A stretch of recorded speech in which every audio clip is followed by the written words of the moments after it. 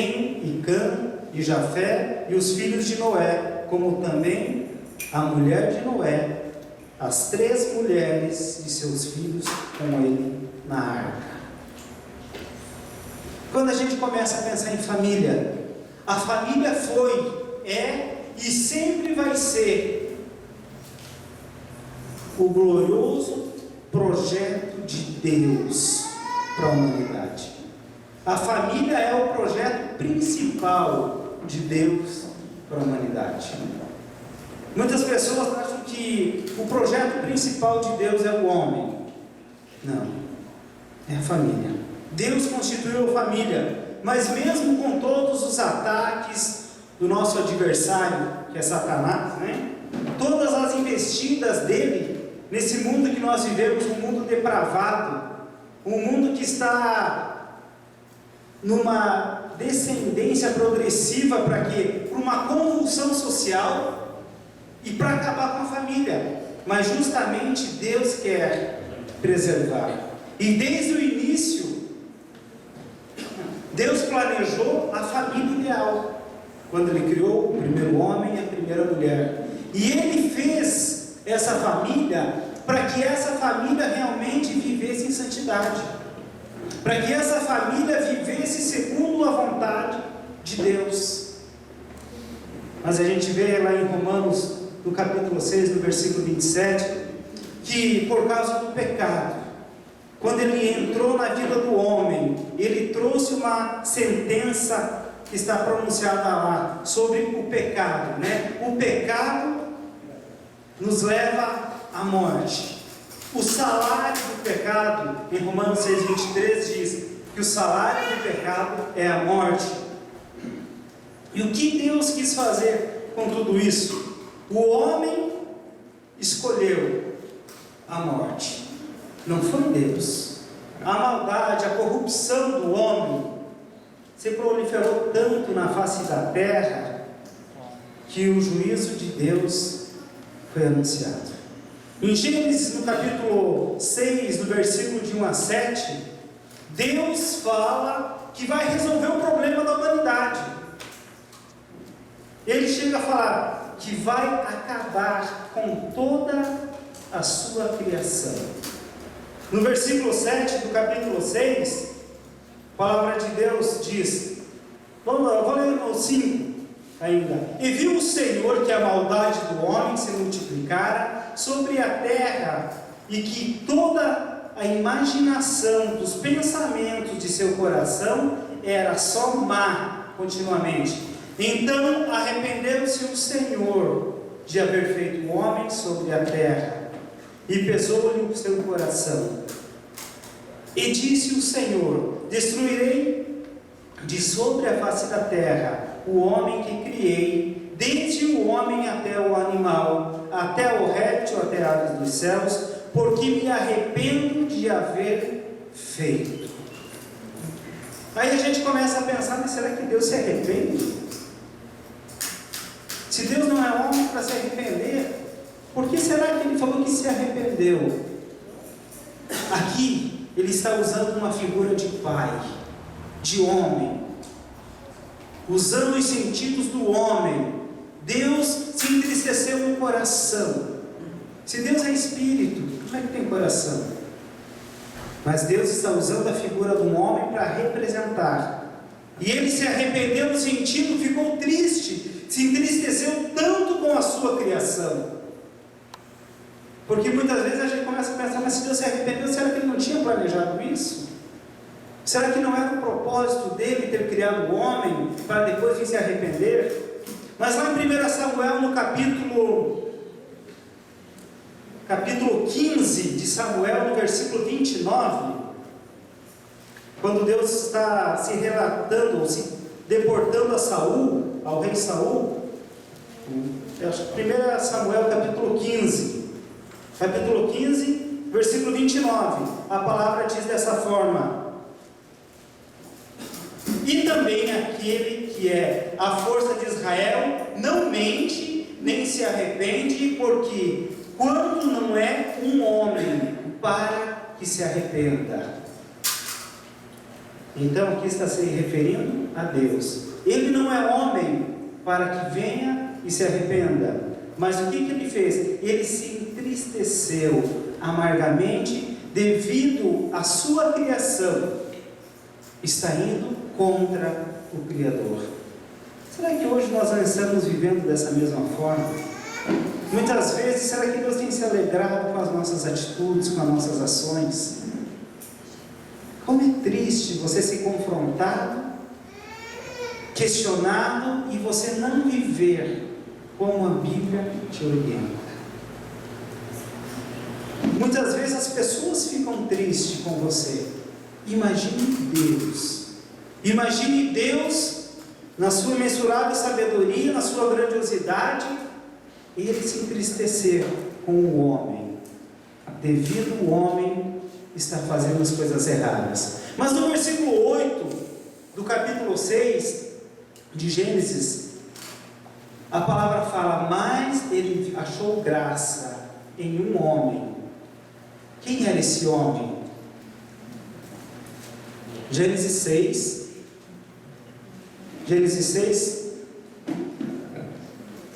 Quem é esse homem que ele achou graça? Noé, porém, achou graça aos olhos do Senhor. Então Deus tinha resolvido limpar, acabar, exterminar, aniquilar o ser humano, tudo que havia sobre a face da terra. Por quê? Por causa do pecado. Mas ele encontrou um homem fiel. E aí no versículo 8 e no 9, versículo 8 e 9, né? Noé, porém, achou graça do Senhor. Aí começa: essas são a geração de Noé. Noé era um varão justo e reto em suas gerações. Noé andava com Deus. Noé era um homem justo. Como você tem se apresentado na presença de Deus? Mesmo numa terra corrompida, mesmo numa geração pecaminosa, nós sabemos, a palavra nos orienta que quem é o príncipe desse mundo é Satanás. Mas quem é o rei da glória? É Deus. Nós temos que crer no rei, não no príncipe. Quem tem poder? Quem tem todo o poder? É Deus. Mesmo que o príncipe governe, quem manda no mundo é Deus. Então, Deus encontrou nesse homem um homem que por causa dele Deus poupou a sua casa. Por causa de Noé, Deus poupou toda a sua família. Então, para salvar essa família, Deus projetou uma arca e orientou Noé a construí-la. Então Noé foi obediente a Deus, e juntamente com Noé, Deus mandou os animais entrarem. Somente naquela arca haveria salvação. Somente naquele lugar poderia encontrar salvação, porque tudo seria destruído. E hoje não é o contrário. Somente em Deus nós encontramos salvação. Somente nele nós encontramos salvação. E Deus, de forma graciosa, amorosa, bondosa, né? Ele dá a ordem a Noé. Ele fala para ele com a sua família serem obedientes. E nós, com a nossa família, também temos que ser obedientes a Deus. Nós temos que entrar na arca. Não somente nós, mas a nossa família também. Entre, né? Ou vem com a sua família e entre na arca do Senhor. O capítulo 7, primeiro versículo diz: depois disse o Senhor a Noé: entra tu e toda a tua casa na arca, porque te hei visto justo diante de mim nesta geração. Imagine você, Deus olhando para você. Não é só imaginar, Deus está olhando para você. Mas pense, Deus olhando para você e fazendo uma radiografia de você. Será que realmente Deus ia dar a oportunidade da tua família ser salva por causa de você? Nós sabemos que nós não conseguimos salvar ninguém. Nós não salvamos ninguém, mas Deus salva. Mas será que por causa de você, Deus vai proporcionar a oportunidade da tua família ser salva? Ou talvez por causa de você, a tua família não vai ser salva. Existem dois extremos. Nós podemos ser bênção, como podemos ser maldição. Como você vê tudo isso? Deus tem um plano perfeito para a salvação da humanidade. E essa ordem que Deus dá em Gênesis 6, versículo 14 até o 16, ele fala dessa forma: faze para ti uma arca de madeira de gofer, farás compartimentos na arca e a betumarás por dentro e por fora com betume, e dessa maneira farás de 300 côvados o comprimento da arca, e de 50 côvados a sua largura, e de 30 côvados a sua altura. Farás na arca uma janela, e de um côvado a acabarás em cima, e a porta da arca porás ao seu lado. Far-lhe-ás andares baixos, segundo e terceiro. Porque eis que eu trago um dilúvio de água sobre a terra, para desfazer toda a carne em que há espírito de vida debaixo dos céus. Tudo o que há na terra expedirá. Mas contigo estabelecerei o meu pacto, e entrarás na arca, tu e os teus filhos, e a tua mulher, e as mulheres de teus filhos contigo. Então Deus estabelece um pacto com Noé. Ele ordenou Noé para construir um prédio, 3 andares. Deu a planta para Noé: faça conforme eu estou te orientando. O projeto de Deus, ou o projeto da arca, não foi uma iniciativa de Noé, foi uma iniciativa de Deus. Por isso nós cremos e temos a convicção que Deus tem um plano de salvação para a nossa família. E a ordem de Deus é essa: entre na arca você e tua família. Tome uma posição na presença de Deus. Quando a gente pensa em arca, nós temos que imaginar arca, local de proteção. E Deus está falando para você: eu quero te proteger. Entra comigo, venha celebrar comigo, venha viver comigo todo o tempo. E quando eu entendo isso, eu consigo entender que essa graça, esse cuidado, essa proteção, essa preservação de Deus é porque Ele nos ama. É realmente porque Ele tem um cuidado. Tua família está salva? Ou está a salvo? Como é que está a tua família hoje? Você como líder, aqui eu não estou falando só do homem, mas a mulher também. Como é que está a tua família? Como que está a tua casa? Será que a tua família realmente está dentro da arca? Essa arca, eu estou me referindo a Jesus Cristo. Será que a tua família realmente está vivendo esse amor em Cristo? Muitas famílias podem até estar na arca, mas tem muitos que estão pendurados na janela, pronto para pular para fora. Tem muitos que não veem a hora de parar a chuva para sair para fora, porque não suportam.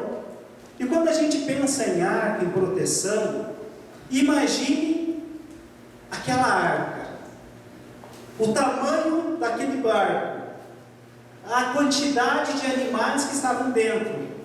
Não devia ser cheiroso, Aquilo devia ser fedido, só chovendo. Aonde será que eles tiravam os estrumes dos animais? Aonde será que eles colocavam? Imagine o cheiro que tinha dentro daquilo. E o dilúvio, o homem quando entrou na arca, Noé, aproximadamente 1 ano ele ficou dentro. O dilúvio durou 40 dias e 40 noites, a chuva, mas até que as águas se baixassem e o homem saísse da arca, durou aproximadamente um ano. E se a gente ler na palavra aqui, ela dá até as datas para a gente poder entender. Por que nós precisamos entender tudo isso? Deus está falando que mesmo, quando você está dentro da igreja, você vai ter que suportar o mau cheiro dos outros. Mas tem alguém fedido do meu lado, cheira o teu irmão e não cheira, vai aqui. Mas não é, quando a gente pensa em cheiro ruim, muitas vezes tem que olhar para o teu irmão e saber que mesmo que ele peque, ele tem que estar ali porque é um local de proteção. Deus quer transformar a nossa vida. E Deus está te chamando para você vir para ser transformado. Mas quando a gente olha para aquela pessoa e começa, tem um mau cheiro, você de perto, nós não estamos no lugar certo. Deus quer nos proteger na nossa própria família. Os nossos próprios filhos, eles são diferentes. Tem aquele todo cheirosinho e tem aquele fedorento. Não é? Esse cheiro que eu estou falando é espiritualmente, tá? Não é de mau cheiro. Tem aquele que vive uma vida regrada e tem aquele que vive totalmente desregrado, mas faz parte da minha família e precisa estar comigo dentro da arca. Se eu for o exemplo, com certeza Deus vai estar salvando essa pessoa também, porque é promessa.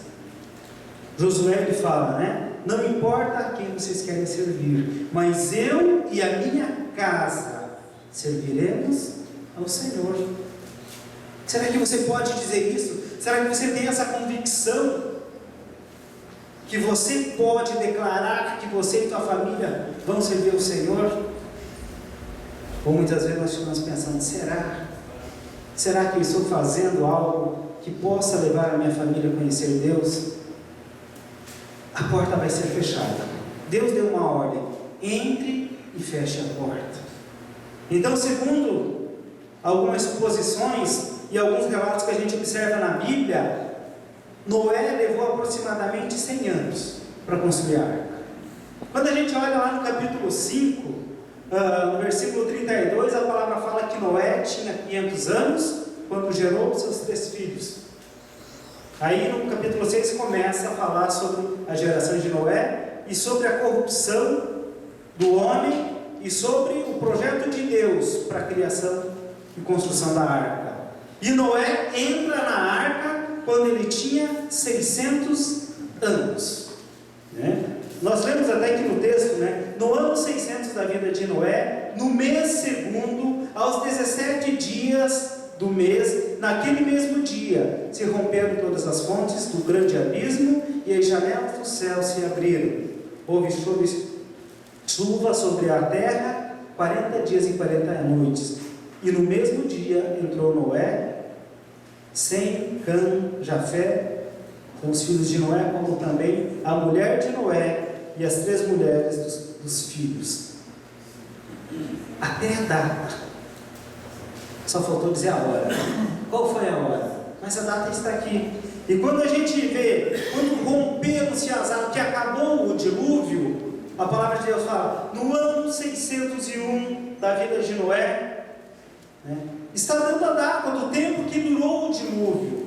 Então, para a gente entender que precisava o homem viver uma vida diferente, então Deus quer construir essa arca na nossa vida.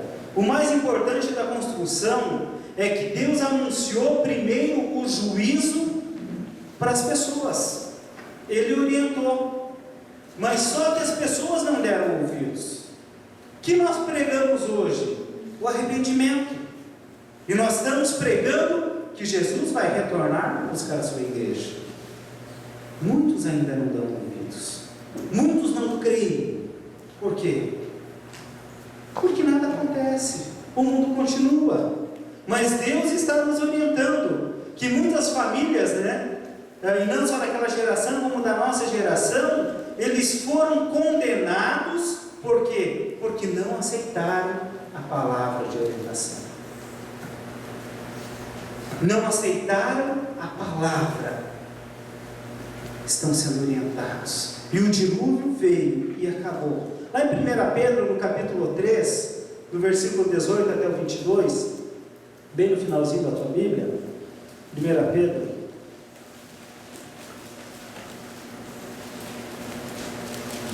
Pedro, capítulo 3, 18,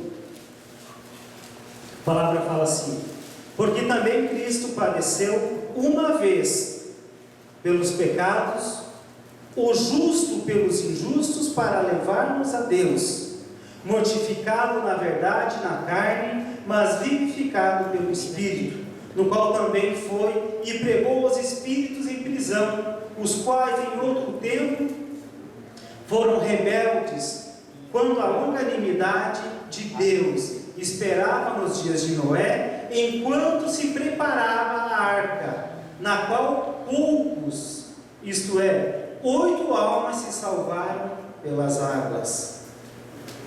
Que também, como é uma verdadeira figura, agora vos salva.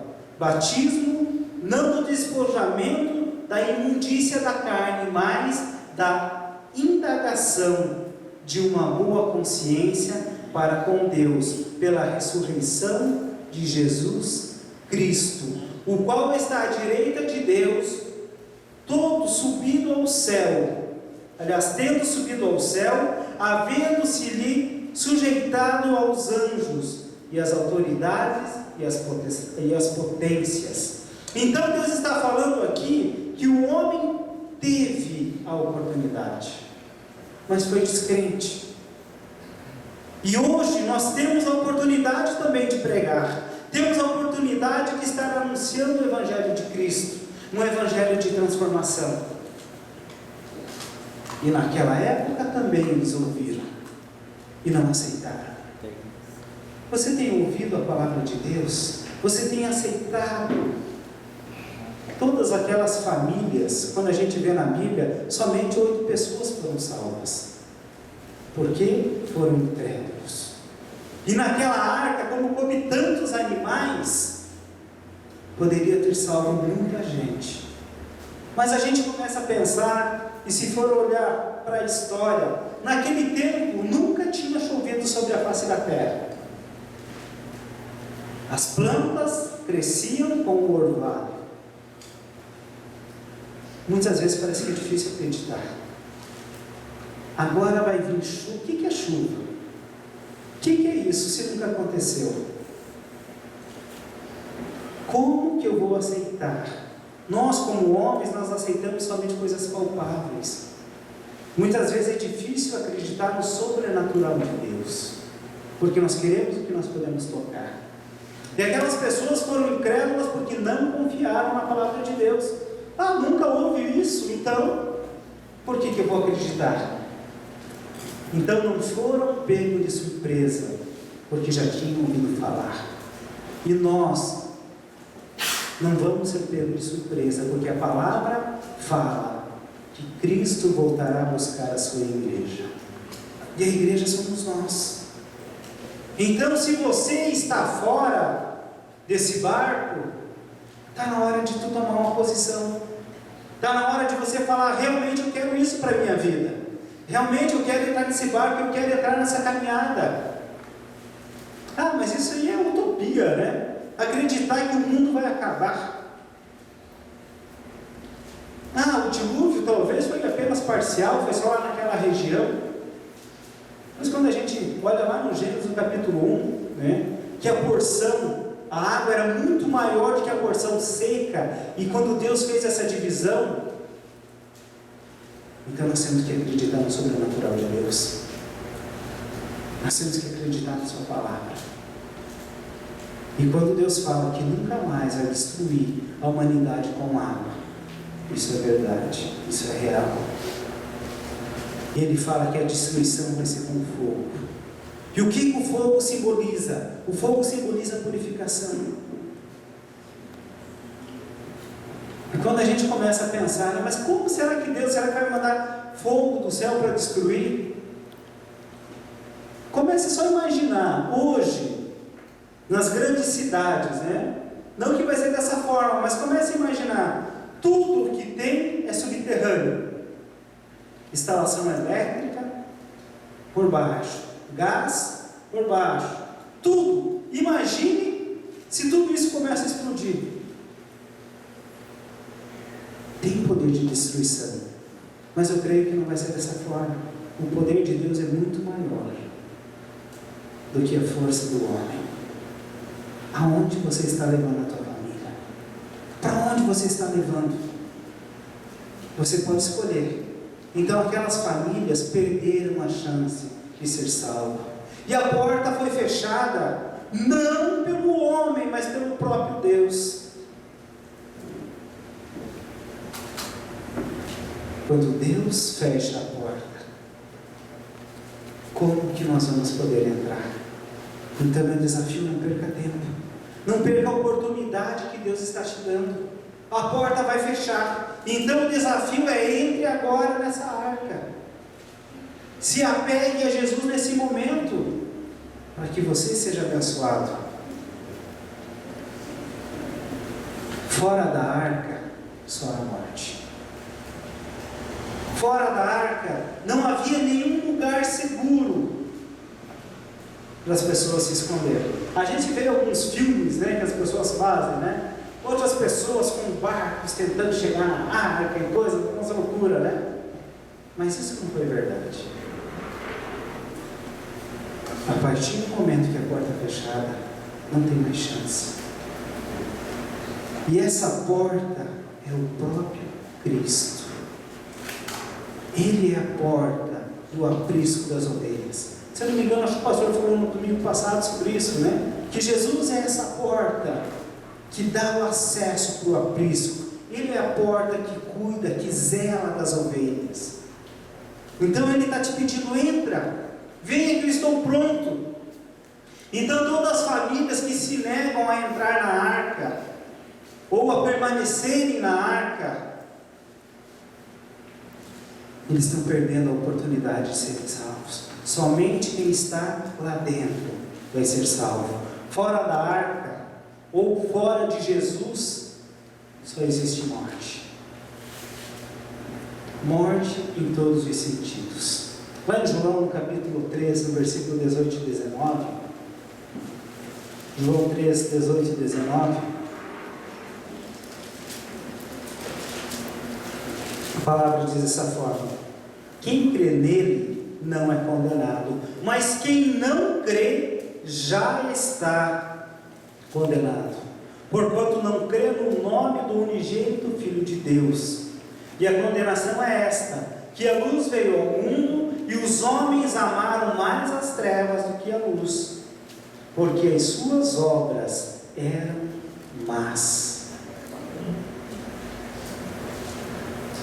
Então, se você talvez se considere ateu, biblicamente você está condenado. Quem não crê em Cristo já está condenado. Eu só estou falando, eu estou proferindo as palavras da Bíblia. Se você não crê no Filho de Deus, por isso que as pessoas falam que o único pecado digno de morte é o pecado contra o Espírito Santo. É justamente isso. Quando você não crê no poder do Espírito Santo de Deus, você está dizendo que você está separado. Você está fora da arca. Eu estou fora da direção de Deus. Infelizmente, muitas famílias hoje ainda vivem assim. Estão rejeitando essa oferta, né? Essa grandiosidade que Deus tem oferecido. Estão caminhando numa degradação para destruição. E Deus não quer isso. E tudo isso está culminando na morte. Não na morte física, mas na morte espiritual, a separação. Estou sendo separado de Deus. Como que você tem caminhado? Como que você tem levado a tua família? Deus nos dá a opção: vida ou morte, bênção ou maldição. Jesus ou o mundo. A escolha é nossa. Mas a ordem amorosa de Deus é realmente para que a gente possa entrar na arca, se aproximar dele, estar vivendo o sobrenatural de Deus. Venha para Jesus, você e tua casa. Venha para Jesus, você e tua família. Deus não sente prazer na morte do ímpio, mas Ele deseja que todos se arrependam. Lá em Ezequiel, capítulo 18, versículo 33, ele fala que o homem venha a esse arrependimento. Nós precisamos nos arrepender. E tudo que tem fôlego, louve ao Senhor. Deus nos dá a oportunidade. Ele deu para o homem, mas o homem não aceitou. E você tem aceitado esse relacionamento com Deus? Você tem vivido esse relacionamento com o Pai? Ou apenas você está achando que para mim está bom assim, para mim está tudo bem, eu vou continuar dessa forma, eu vou continuar vivendo dessa mesma maneira? E disse o Senhor: destruirei sobre a face da terra o homem que criei. Será que Deus tem olhado para você e tem se agradado, como Ele deu para Noé? Será que Deus realmente tem sentido alegria com a nossa vida? Como é que está a tua caminhada? Como é que está a tua vida com Deus? Versículo 22 do capítulo 7 fala: tudo o que tinha fôlego de espírito de vida em seus narizes, tudo que havia no seco morreu. Assim foi desfeita toda a substância que havia sobre a face da terra, desde o homem até o animal, até o réptil, até as aves do céu, e foram extintos da terra, e ficou somente Noé e os que com ele estavam na arca. E prevaleceram as águas sobre a terra 150 dias. Muito tempo. 150 dias. Aproximadamente 5 meses. As águas estiveram sobre a terra. Será que alguma coisa conseguiria sobreviver? Será que alguém conseguiria sobreviver 5 meses? Até uma planta. Quando você dá muita água para aquela planta, você mata. Temos que dar na medida certa. Então, será que conseguiria sobreviver alguma coisa com o dilúvio? Somente quem estava protegido na presença do Senhor. E Deus quer fazer isso com a gente. Ele quer te abraçar. Ele quer que você realmente entenda que Ele é soberano na tua vida. E se Ele te escolheu, a palavra fala também, Ele te predestinou para que você fosse salvo. A forma que Ele vai usar, nós não sabemos, mas a oportunidade Ele está dando agora. Mas você tem a opção de escolha: vida ou morte. Nós temos essa opção. Deus não obriga ninguém a chegar a Ele. Todos que tenham sede, venham a mim e bebam. Mas se você não tem sede, muitas vezes você não quer beber. Mas Deus nos proporciona uma oportunidade. Deus quer que a gente esteja respirando esse fôlego de vida dele todo o tempo. Deus quer proteger a nossa casa, a nossa família. E você está fazendo alguma coisa pela tua casa, pela tua família? Você tem levado a tua família de uma forma que Deus está no controle? Muitas vezes nós levamos de qualquer jeito, né? Deixa a vida me levar, a vida leva ela, né? Sou feliz e agradeço por tudo que Deus me deu. As pessoas acham que até que é um hino, né? Você converteu o Zeca Pagodinho, né? Mas muitas vezes a gente vai nisso e entra no embalo, porque está falando de Deus. temos que ter cuidado, que nem tudo que reluz é ouro. A palavra de Deus está falando para você se arrepender. É hora de tomar posição. Não é hora de ficar empurrando com a barriga. Eu ainda consigo, né? A barriga vai lá na frente. Mas Deus fala para você: tome uma posição hoje. Será que realmente eu quero isso para a minha vida? Será que eu quero isso para a minha família? Quantas vezes eu escolho o mal? Foi como na criação, o homem escolheu o mal. Nós temos a liberdade de escolha. Faça. Deus ama a nossa família. Deus nos ama de uma maneira tão especial que Ele enviou o seu próprio Filho para dar a vida por você, por mim, por cada um de nós. Dessa forma que Deus nos ama, que Ele quer que a gente esteja com Ele. Então é necessário que a gente entre na arca, que a gente se prostre na presença de Jesus. E o prostrar é reverência, submissão. Você tem se prostrado na presença de Deus? Você tem se prostrado na presença do Salvador Jesus Cristo? Muitas vezes nós se prostramos na frente de tantas coisas, até na frente de autoridades, mas na presença de Deus nós não queremos de forma alguma, porque achamos que isso não tem valor. Aquele que não crer já está condenado. Precisamos uma transformação. Nós precisamos viver diferente. Se você não está vivendo hoje, Deus te dá a oportunidade de arrependimento. E o arrependimento é algo sobrenatural de Deus. É como o perdão. O perdão, quando você perdoa alguém, você continua convivendo com aquela pessoa e aquele mal que ela te fez, você pode até lembrar, mas aquilo não vai mais fazer diferença na tua vida. Aquilo não vai atrapalhar você de conviver com aquela pessoa. O problema é quando você diz que perdoa e deixa aquelas raízes ainda. Eu coloquei uma pedra, aí você passou, tropeçou na pedra, aí você lembrou e você xingou, fez um monte de coisa. E o perdão de Deus para conosco, Ele apaga as nossas transgressões. E é isso que Ele quer, que a gente venha com a nossa família na presença dEle.